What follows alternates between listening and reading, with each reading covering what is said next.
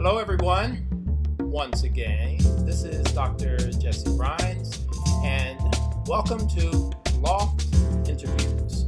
I am here today with a very good new friend of mine. This is Virginia, and what's your last name, Virginia? Elwood-Akers. Elwood-Akers. With a hyphen. So, let me just move over here, Virginia. Okay. And you're a former librarian, is that right? Well, a librarian never stops being a librarian. Oh, really? I am a librarian. Well, I love libraries. And living right down the street from the main library, the central library, is a big boon for me. Wonderful library, not to mention beautiful. Right.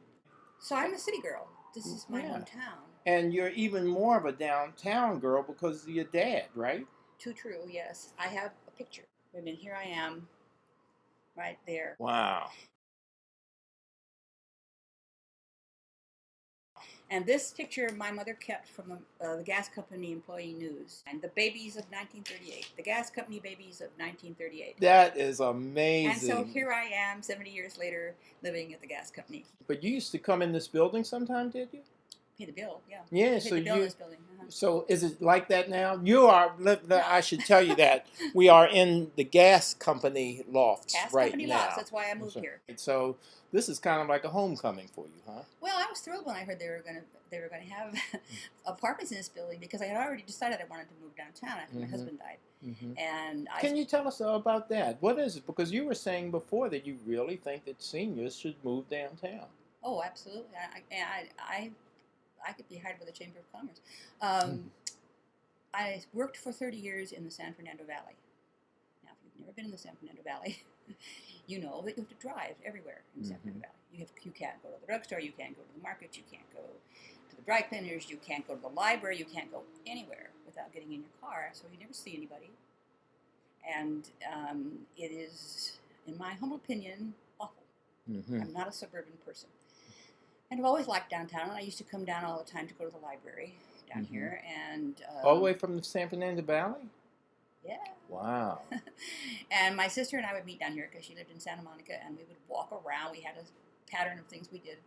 And so I knew that's what I wanted to do. I joined the athletic club while I still lived in the valley. Los Angeles Athletic Club. That's been there since 1912. I just explain I'm wearing this dorky outfit because at 5:30 I'm going on what they call walk downtown. It isn't unsafe down here. I mean, when I left the valley, people said to me, "You won't be able to walk around at night."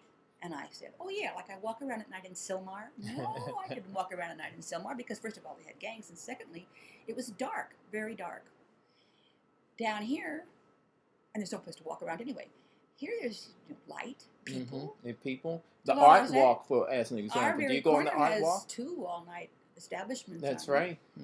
I have been on one art walk. I'm going to go on more. Yeah, they're a lot of fun. And then this is athletic. This is sponsored by the Athletic Club and Good Samaritan Hospital. It's kind of a health walk. So the benefits that a senior would get from moving down here are exposure to the real world, the outside world that they can't get otherwise. Oh, and the most important one, you don't have to drive. You don't have to drive. You have to drive anywhere. What about the economics of it? You have to know how to walk, though.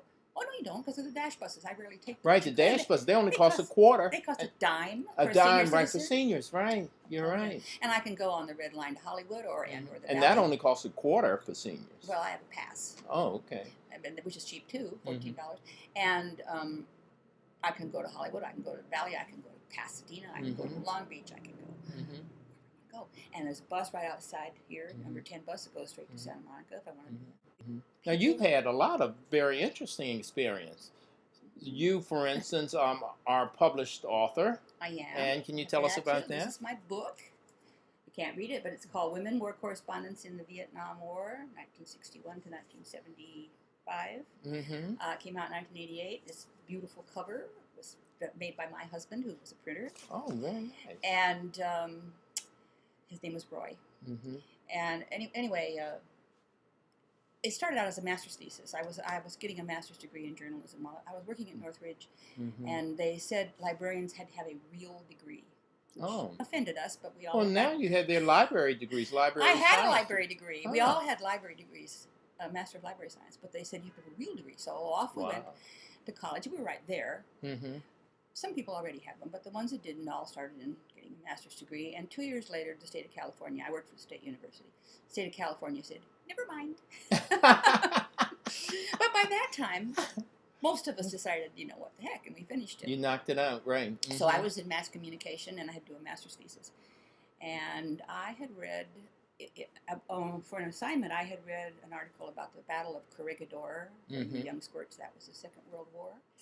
And and in the article it said the last people to leave Corregidor when it fell to the Japanese were General MacArthur and his wife and son, and the war correspondents, including a woman. No name. I didn't find that name out until 20 years later. Wow. And now I've forgotten it. But anyway, I thought, what an interesting thing for a woman to do, because women are not supposed to be interested in war. Yeah. So today, war correspondents, women are at the top. Yeah, that's the Vietnam War did that. Yeah. Because, to a certain extent, the Vietnam War did it. Because it wasn't a real war.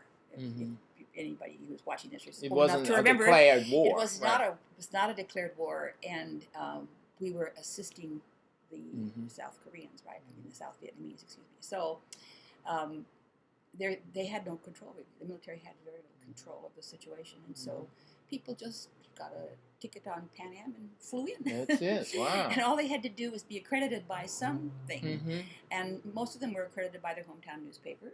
Oh, okay. And there were hundreds of women war correspondents, and that is as opposed to maybe 20 in the Second World War, 2 in the Korean War. So what are you, you're working on a new book now, is that right? Yes, a book I've been working on so long that my husband, who has been gone since 2003, called it Virginia's Alleged Book.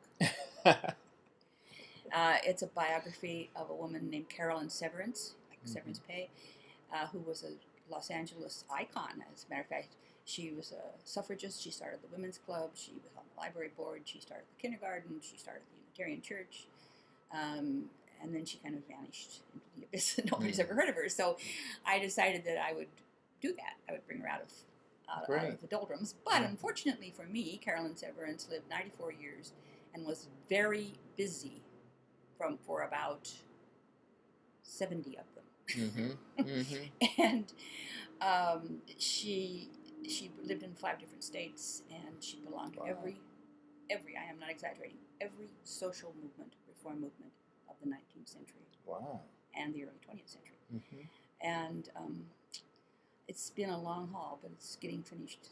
So what does it look like for getting that published? Do you have a publisher yet, or do you have an agent? Oh, I'm a clever girl. I'm publishing online. Oh, not online, very nice. Not online, but online publishing. What do they call it? Print on demand. Yeah, print on demand. And who are you? The only way to go, people. Who do you think that's with Ex Libris or? The company I've talked to is called iUniverse. iUniverse. And they sound great. Well, how will people buy it? Where should they go? They put it into Amazon. Oh, so it's right on Amazon. They put it into Barnes & Noble database. Oh, okay. They'll do that for you. Great. I didn't even know how to do that, but they'll do it for you. So this book sold, pitifully for about 20 years, and then suddenly it began to sell again. And it's now out of print, but before it was out of print, it had a little flurry, and that was because the publishers put it into Amazon database. Okay. And people find it by subject. It's very exciting. I had so much fun with it. Let me just tell you, when I run into Virginia is at parties. Yeah, I know. She is a party I am animal. a party girl. I don't see her unless it's at a party. And she goes, "Oh, you look so nice." And she's just flirting. I know that. But I love her, And Thank you. we're good buddies now, I think. I think so. As long as we keep going to parties. Just keep on going to parties. That's right. This is a great place to live, I think. So, we have come to the end of our show. This is Dr. Jesse Rhines. Once again, I want to say thank you for coming again to Loft Interviews. And I want to say a big thank you to Virginia. Thank you. And wish you very good luck with your book and with your walk today. Thank you. All right, everybody. Bye. See you later. We out.